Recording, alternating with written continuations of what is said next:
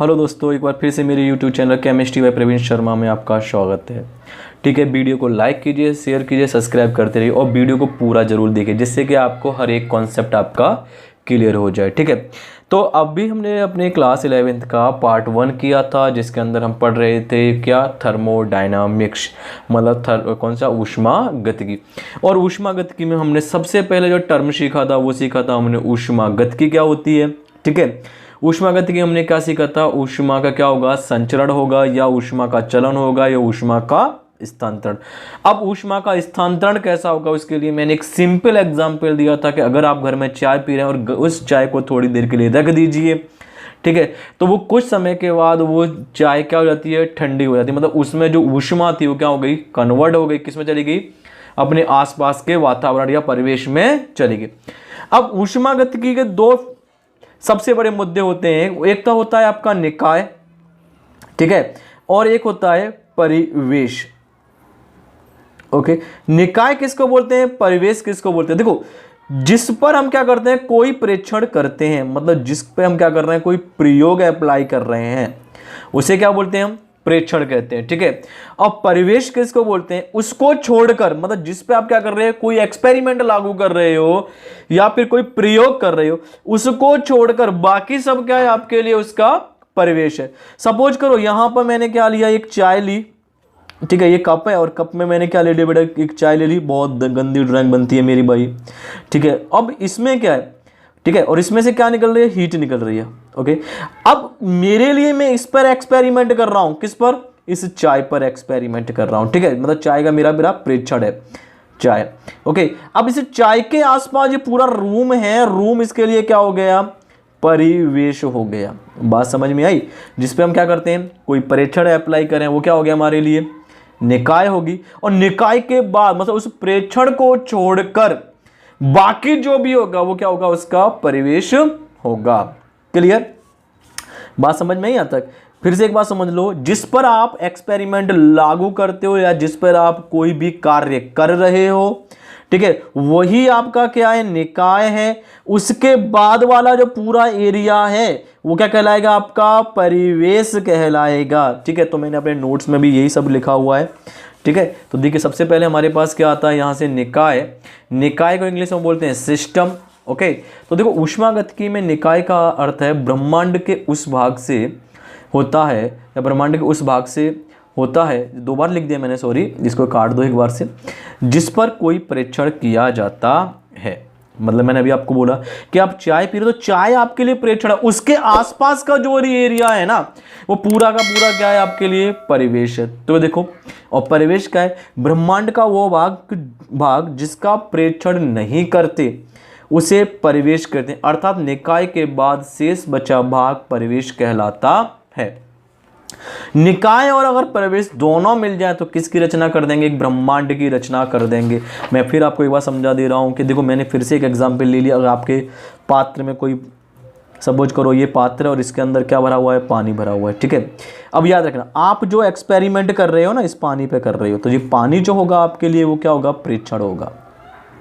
ठीक है, प्रेक्षण जिस पे कर रहे हो, मतलब ये क्या हो गया, आपका निकाय हो गई। ठीक है, अब इसके आसपास का मतलब ये तो माध्यम में बर्तन है, वो क्या होगा, आपका माध्यम होगा। भाई पानी को रखोगे किस में फिर आप, अब इसके ऊपर का जो पोर्शन है जहां पर पानी नहीं है, पूरा घर वर जितना भी है, बाहर का जो एरिया है वो क्या कहलाएगा, आपका परिवेश होगा। बहुत इंपॉर्टेंट है, इसमें दो ही टर्म्स इंपॉर्टेंट है, सिस्टम मतलब निकाय और एक परिवेश।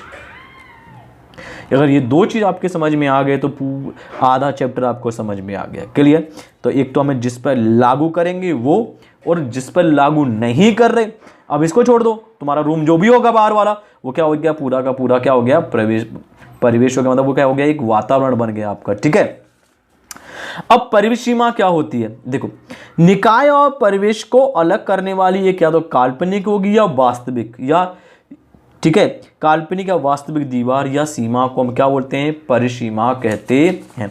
जैसे यहां पर देखो, अगर मान लो मैंने इसको लाइन को देखा, ठीक है, तो इसके लिए अभी ये क्या है, काल्पनिक है, भाई उसके ऊपर है तो दीवार हमें दिखाई दे रही है। ये वाली लाइन वास्तविक है, मतलब बर्तन के चारों ओर की जो दीवार है। अब देखो इसके बाहर कौन है, परिवेश है, और इसके अंदर कौन है, निकाय है। बात समझ में, पानी और बाहर कौन है, परिवेश। तो ये दोनों जो हैं ये क्या है आपका, निकाय, और ये जो बीच वाला पोर्शन है बेटा इसका बोलूँगा परिसीमा। क्या बोलेंगे इसको, परिसीमा।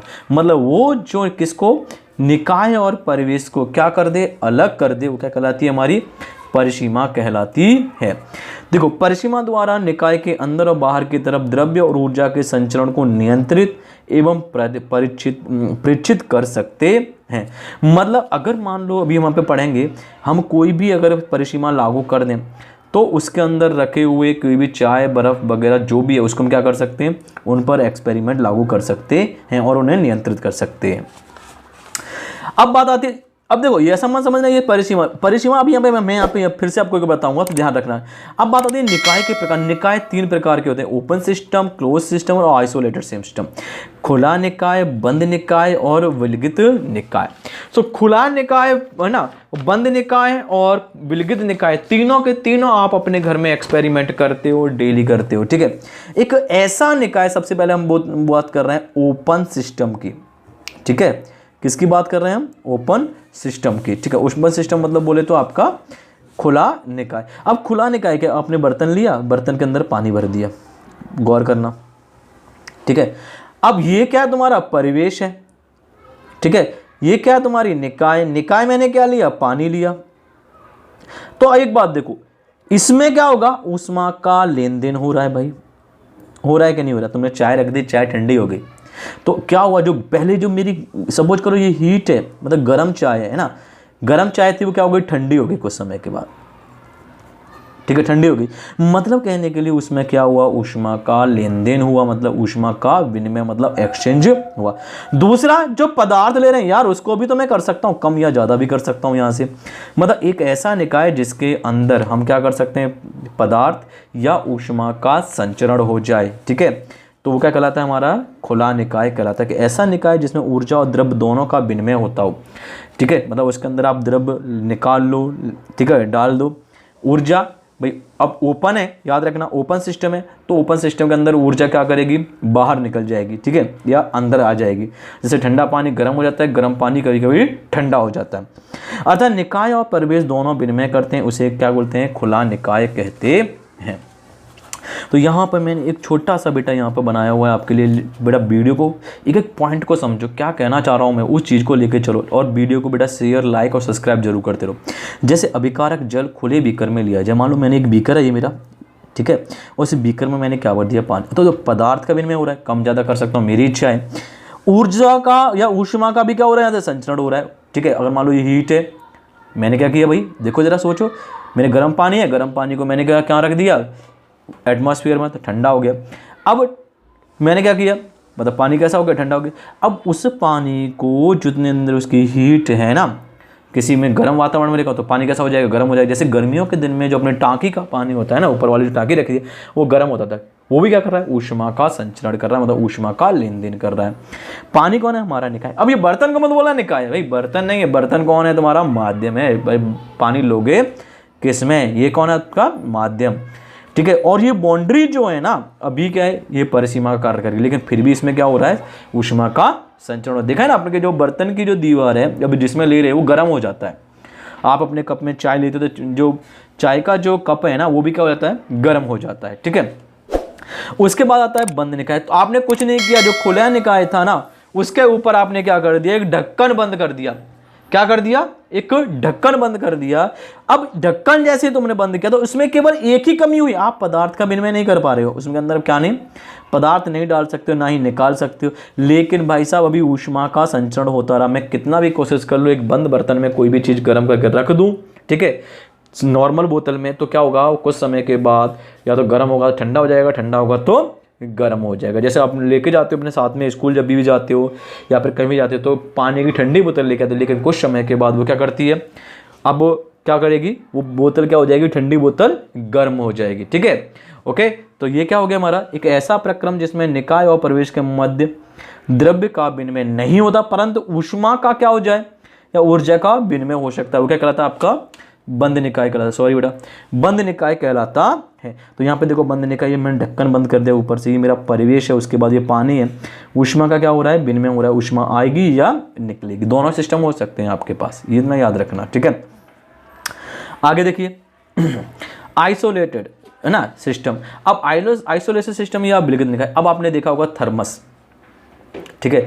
आप अपने पास एक, जब भी हम कभी ट्रेन वगैरह में यात्रा करते हैं या कहीं भी जाते हैं ना, तो साथ में एक थर्मस लेके जाते हैं। क्यों लेके जाते हैं कि भाई उसमें जो पानी भर के ले जा रहे हैं वो ठंडा का ठंडा बना रहे, ठीक है, और या कोई गर्म चीज़ आता है तो गर्म की गर्म बनी रहे, ठीक है। हॉट एंड कोल्ड की एक बोतल आती है, आपने देखा ही होगा, ठीक है। अब क्या है, एक ऐसा निकाय जिसमें न तो पदार्थ का लेन देन हो रहा हो, ठीक है, पदार्थ तो होगा ही नहीं, ढक्कन बंद है, और ना ही ऊष्मा का स्थानांतरण, मतलब इस अंदर की ऊष्मा अंदर है, ठीक है, मतलब ये अंदर की ऊष्मा अंदर, बाहर की ऊष्मा बाहर। क्यों है, जो मैंने बर्तन लिया है ना, देखो इसमें एक ब्लू कलर की लाइन हो रही है, ऊपर से रेड कलर की लाइन, तो मैंने थर्मस लेते हैं ना, उसके अंदर एक एक्स्ट्रा लेयर आई है, वो किसकी होती है, फोम वगैरह की होती है, जो क्या करती है, इस वाली ऊष्मा को बाहर नहीं आने देती, ना बाहर वाली ऊष्मा को क्या करेगी, अंदर जाने देगी। मतलब ऐसी निकाय जिसके अंतर है निकाय और परिवेश के बीच न तो द्रव और ना ही ऊष्मा का स्थानांतरण होता है, इस प्रकार के निकाय को हम क्या बोलते हैं, विलगित। जैसे थर्मस में लिया गया पानी, सबसे मस्त एग्जांपल देखो बालको, आप अपनी डेली लाइफ में भी कर लेते हो।